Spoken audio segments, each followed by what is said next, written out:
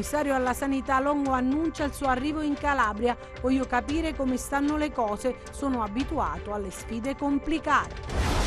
Cresce il numero di casi positivi, soprattutto in provincia di Cosenza. Il Covid si sveglia sullo Ionio e spaventa Cassano e Corigliano Rossano, sindaci divisi sulla ripresa dell'attività scolastica dopo l'appello dei pediatri.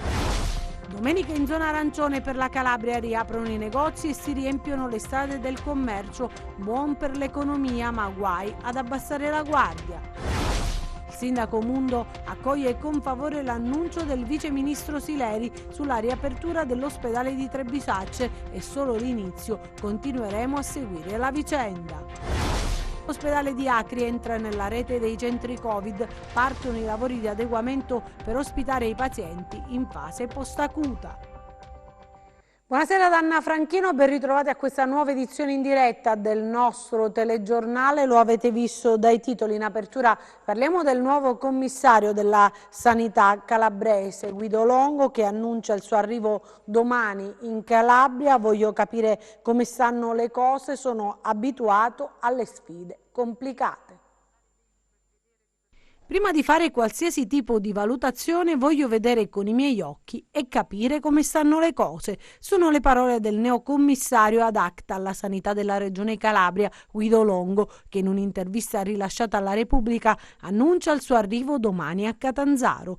Non ho esitato un istante quando sono stato chiamato, aggiunge l'ex prefetto di Vibo, forse a sottolineare quanto fatto dai candidati predecessori o presunti tali. Sono sempre stato inviato a lavorare in situazioni complicatissime, ad affrontare sfide complicate. La cosa più importante è consentire a tutti in Calabria di avere assistenza sanitaria. È questo infatti che attendono i calabresi, che per troppo tempo hanno chiesto una sanità degna di questo nome, e soprattutto nelle ultime settimane la regione è finita al centro di polemiche e di pantomime.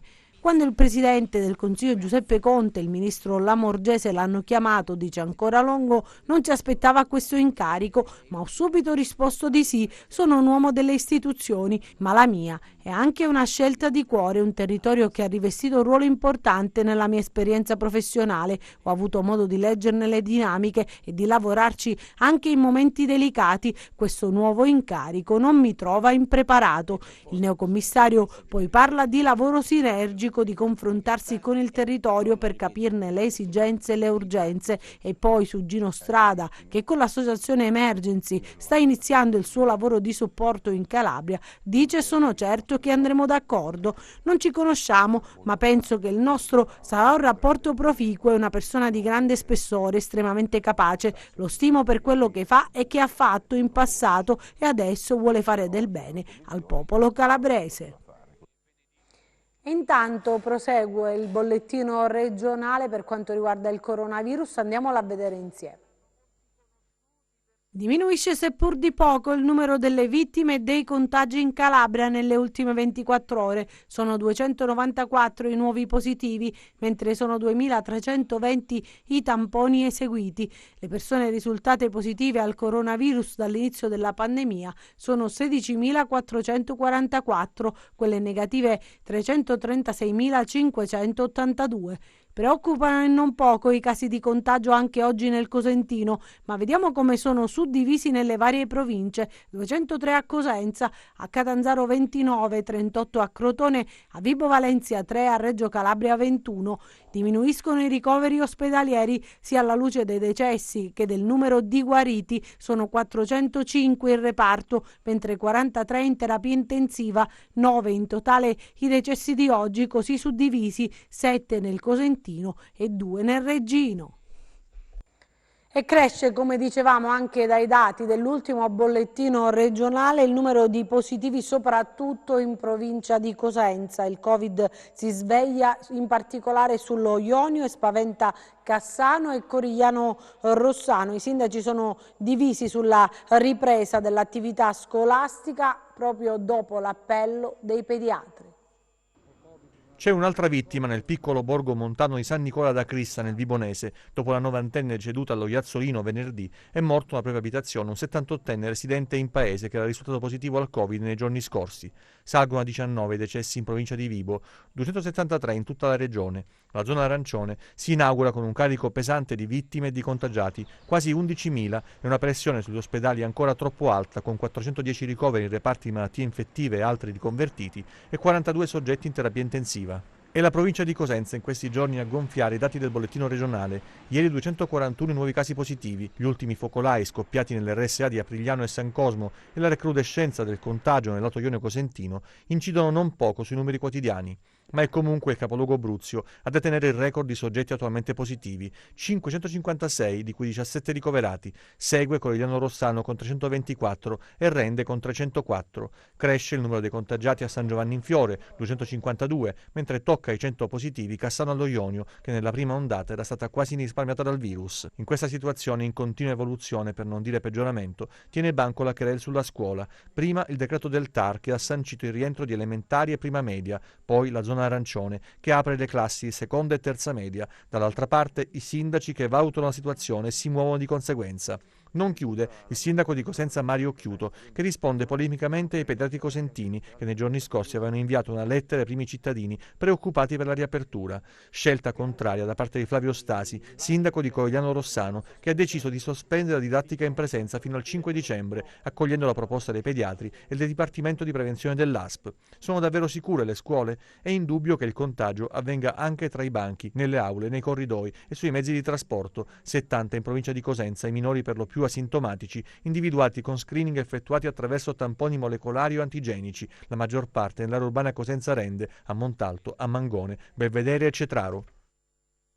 E a proposito di scuola, sono 719.000 che torneranno in classe in tutta Italia, oltre 3 milioni invece restano in DAD, ma in alcuni comuni i sindaci hanno disposto la riapertura dopo la fine del DPCM, cioè il 3 dicembre, anche se domani è prevista una conferenza Stato-Regioni dove si chiederà di prolungare fino a dopo le festività natalizie la didattica a distanza. Ma vediamo a Castrovillari il sindaco che cosa ha deciso. Il sindaco di Castrovillari Domenico Lopolito, dopo una ricognizione delle strutture scolastiche pubbliche e dei provvedimenti di quarantena che interessano alcuni alunni ed operatori scolastici, ha fatto slittare la ripresa delle lezioni in presenza al 3 dicembre per le scuole dell'infanzia elementare e prima media. In una situazione forse un po' di preoccupazione generale, alcuni sindaci calabresi e poi anche la Regione Calabria aveva sospeso le attività didattiche in presenza anche per queste scuole fino al 28 di novembre. Sappiamo bene che fino a fatto quell'ordinanza perché il TAR ha detto che era illegittimo, quindi le scuole devono stare in presenza, ripeto, infanzia, elementare e prima media. Io pure avevo fatto l'ordinanza fino al 28, ordinanza che ho prorogato come efficacia fino al 2, quindi dal 3 dovremmo tornare a scuola. Perché questa proroga? Perché nel frattempo noi abbiamo completato un plesso scolastico, finalmente dopo tanti anni, che è quello di Via Roma, e questi giorni ci servono per fare il trasloco e poi ovviamente la sanificazione. Noi per dare il massimo della garanzia stiamo effettuando anche i tamponi antigenici sempre gratuitamente anche agli insegnanti che di volta in volta stanno andando al drive-in che abbiamo all'area mercatale e quelli che hanno fatto i tamponi fino adesso sono tutti negativi, gli operatori scolastici, e continueremo proprio per dare il massimo della garanzia. Ci tenevo però a sottolineare un dato. Noi abbiamo avuto anche nella nostra cittadina dei minori positivi, però ricostruendo tutti i contatti nessuno era stato contagiato a scuola, viceversa tutti sono stati contagiati da adulti e spesso dai propri genitori. Riprenderanno invece regolarmente il 30 novembre le attività del nido comunale e le attività delle strutture scolastiche private, alle quali è data tuttavia facoltà di uniformarsi alle disposizioni di rinvio della ripresa delle attività stabilite, come detto, per il 3 dicembre. E cambia il colore dell'emergenza coronavirus nella nostra regione. Da oggi la regione appunto passa da fascia rossa ad arancione. Sostanzialmente fra le grosse novità c'è la riapertura dei negozi e sono tanti i cosentini che questa mattina hanno affollato le vie dello shopping. Cambia il colore dell'emergenza coronavirus in Calabria. Da oggi, domenica 29 novembre, la regione passa da fascia rossa ad arancione. Sostanzialmente, tra le grosse novità c'è la riapertura dei negozi, fatta eccezione per i centri commerciali che rimangono chiusi nei giorni festivi e prefestivi. Stanotte obiettivamente non ho dormito perché la seconda ondata è più pericolosa della prima, a mio avviso, anche perché il mio negozio è tanto piccolo, quindi massimo 2, perché siamo io e la mia mamma, quindi 2 per volta rigorosamente. Io ho la macchina dell'ozono, ho tutte le sicurezze che dobbiamo fare. Un po' di ansia, perché ci speriamo comunque, abbiamo fede nella capacità delle persone di capire che non è comunque un momento dove si può girare così allegramente, con le dovute precauzioni, uscire per le esigenze e non per passeggio. Quindi l'ansia c'è sicuramente, però ci tocca. C'è proprio movimento, nel senso che c'è un risveglio, leggo una sorta di positività. Allo stesso tempo rimango preoccupata perché la speranza è quella che molti cosentini non confondino le due cose, cioè la riapertura e la trasformazione, diciamo, da zona rossa a zona arancione deve essere comunque sempre una limitazione ai movimenti e, ripeto, al rispetto delle regole sanitarie. La lunga giornata dei commercianti inizia presto, si riparte dopo quasi un mese di stop che per molti è stato più duro del fermo di primavera, una ripartenza che dovrà fare i conti però con la necessità di non gettare al vento i sacrifici fatti per contenere il diffondersi del virus. Preoccupazione questa che trova fondamento nelle centinaia di persone che affollavano Corso Mazzini stamattina a caccia degli sconti, dello shopping e dei regali in vista di Natale, non tutti curanti di essere ancora in piena pandemia. Questo fatto che ci fanno riaprire a Natale non so cosa ci porterà obiettivamente, punto interrogativo. Com'è stato riprendere a girare per i negozi? Ma è stato abbastanza bello, almeno per passare un po' di tempo, visto la chiusura, stando sempre chiusi in casa. La gente sicuramente ha voglia di uscire, poi il tempo è bello, però nonostante tutto serve anche uscire per riprendersi a livello mentale. Diciamo che è una falsa ripartenza, non riparte niente. Qui io ci vedo solo delle speculazioni. Se i contagi aumentano si chiude, i contagi diminuiscono si apre. Invece dato che invece siamo sotto Natale, ci devono fare questo contentino. Che sapore ha questa passeggiata? È la prima, dopo tantissimi mesi. Probabilmente ci hanno riaperto solo dal punto di vista economico. Sicuramente ci sarà una nuova ondata. Se questo passaggio da rosso ad arancione premia lo sforzo e il sacrificio di molte attività commerciali, non equivale certo a un liberi tutti. L'estate ci ha insegnato molto e nessuno in Calabria e in tutta Italia può permettersi di ripetere gli stessi errori. Non ci sono sconti sul buon senso. Shopping in sicurezza. E a proposito della Calabria, zona arancione, c'è anche una nuova ordinanza del presidente Spirlì, riprendono le attività ambulatoriali revocate, dunque la sospensione delle prestazioni differibili e programmate, ma dice i cittadini usino buonsenso, la fase critica non è finita.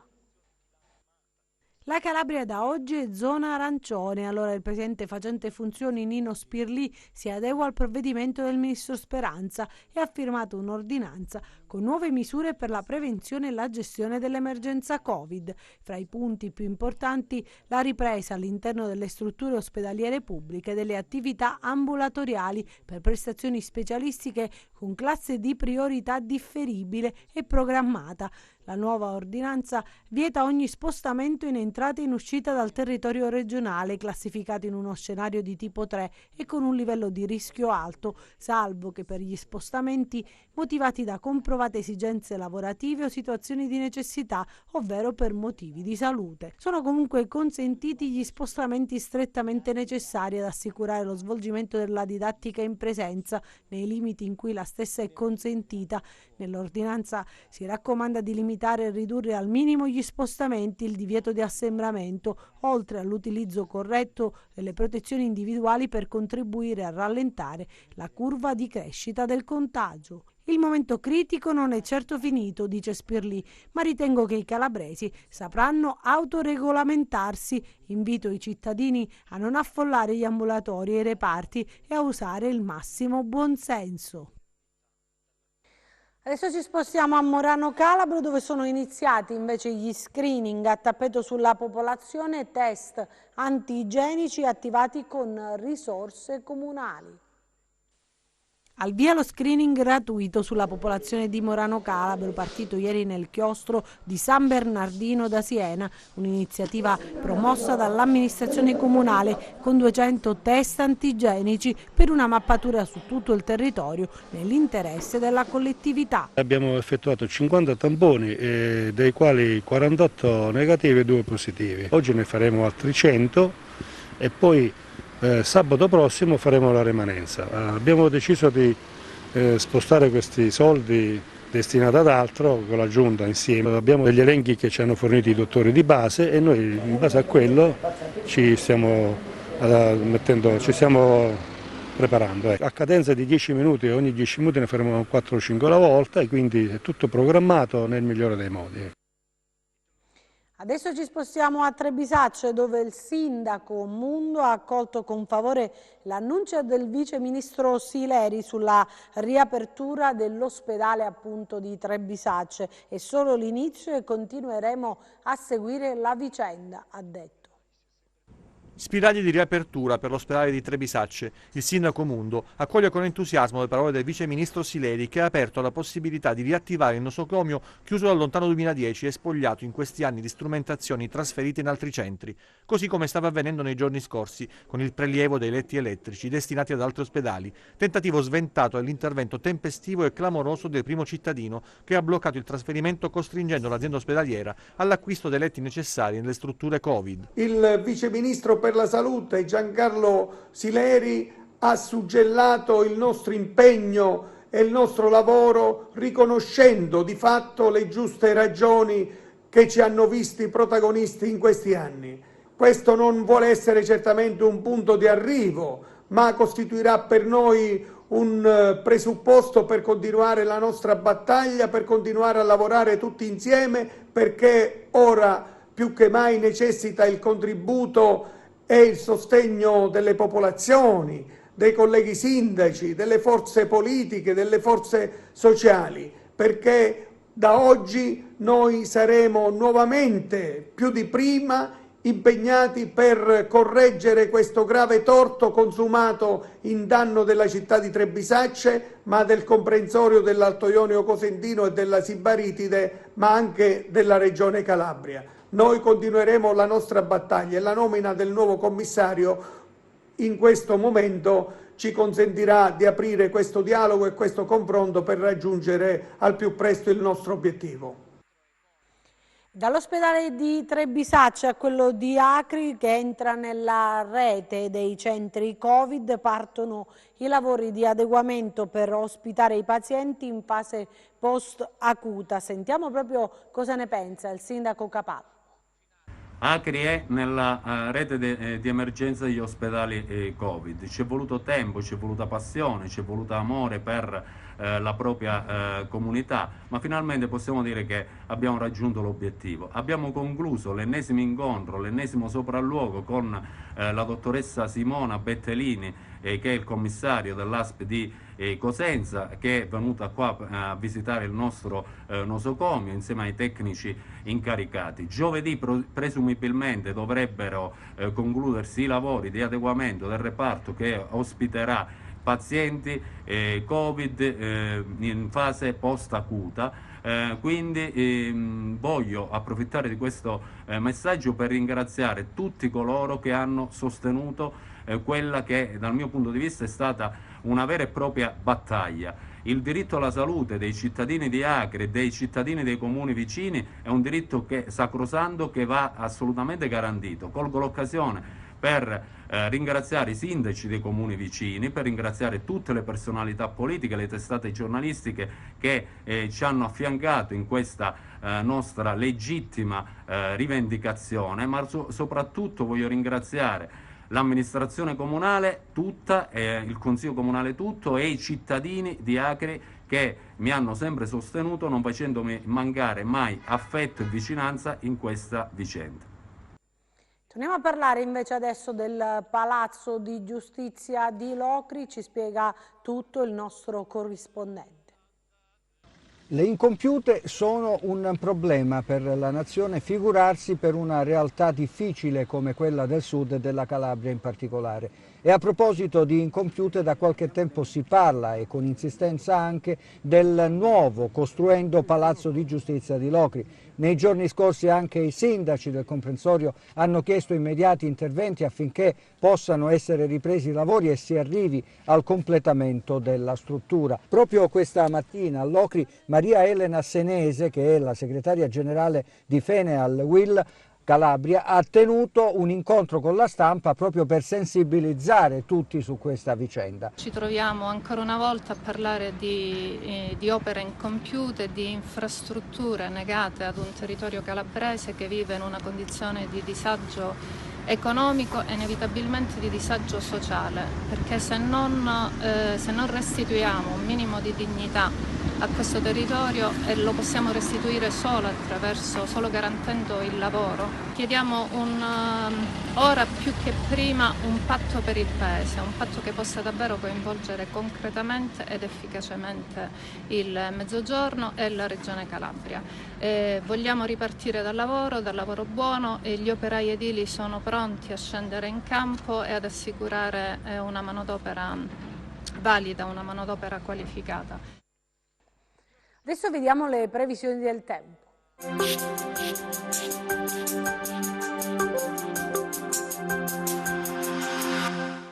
Ben ritrovati da Meteo in Calabria. Una profonda depressione interessa il Mediterraneo, apportando maltempo diffuso, localmente intenso sui versanti esposti a scirocco. Anche nelle prossime ore avremo condizioni di tempo perturbato, prima di un miglioramento atteso da lunedì.